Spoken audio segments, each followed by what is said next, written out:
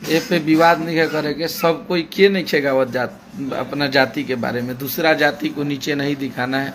अगर ये अपने जाति के बारे में कोई गा रहा है तो इस पे आप लोग प्लीज कोई विवाद मत कीजिए। हमारा छोटा भाई बहुत अच्छा राइटर प्रकाश परदेसी भाई के स्वागत बा हमारा लाइव में। भाई के भी बहुत बढ़िया बढ़िया गाना आवता खेसारी भैया के संगे। और ये जो गाना लिखले बने अहिरान बम जौना के नाम बा हमार बड़ भाई और जेकर लेखनी के हम बहुत फैन हैं। और बहुत अच्छा दीपक भैया के गाना आइल बा।